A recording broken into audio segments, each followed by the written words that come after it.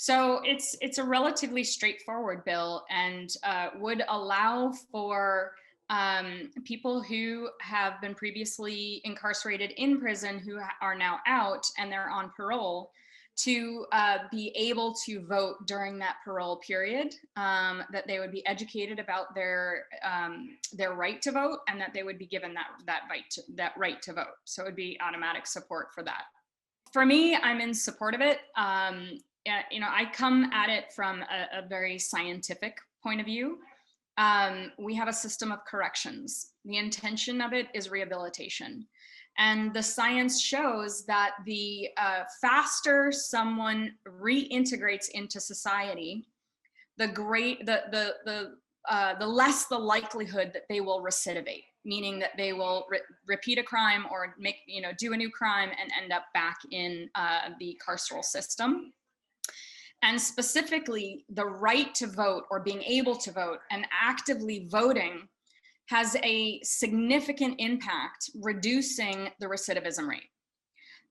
So if we know that this is one of the mechanisms to help someone integrate into society and they are less likely to do a crime, then I think it is both protective for any future potential victims of a crime, and also is supportive of the intention of corrections, which is the rehabilitative process.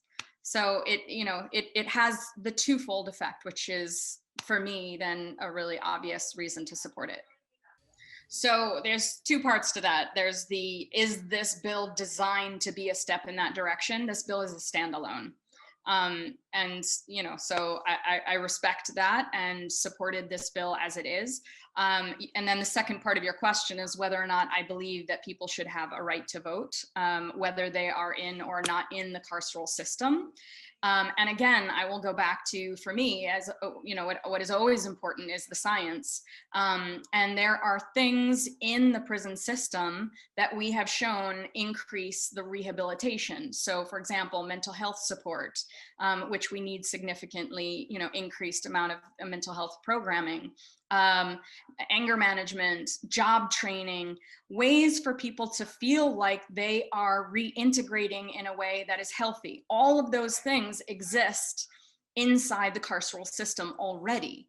That's the purpose. So if this is, by science, we know is a mechanism to help people reintegrate and decrease the risk of recidivism or of continued crime, then it makes statistical mathematics sense. Now, what ends up happening is we have a conversation about, it switches to, discussions and examples of people who've committed heinous crimes. And I want to really point out that although, those are awful situations and we absolutely shouldn't shy away from discussing them, it gets conflated a lot with this bill. So there are conversations that it seems that people want to have, which is they believe that there are some crimes that we should throw away the key forever and that's it. And, they should never be allowed out. There are some people that are still pushing and believe in the death penalty. But those are different conversations. That's a conversation about that crime and our emotional and relationship with it and the science around it. This is very, very specific about the ability to vote. And again, I will always come back to, if this is helpful in the process to rehabilitation, then yes, I feel that it should be included in the package of what we use, the tools that we use in the correction system. It's open for those people who are on parole, but we have to remember that not everybody gets paroled, right? There is a process that happens that is controlled by a parole board. And if what we're saying is that we don't trust the parole board, we think that we know more than they do, well, then that's, again, a whole different conversation, right? But if the parole board, through their evaluation, have deemed someone eligible for parole, whether it be, the term that they were in, whether it be, most often, obviously, it is the steps that they have taken to rehabilitate themselves in the carceral system, then I think we need to trust their parole board's judgment and decision. So that's what this bill does.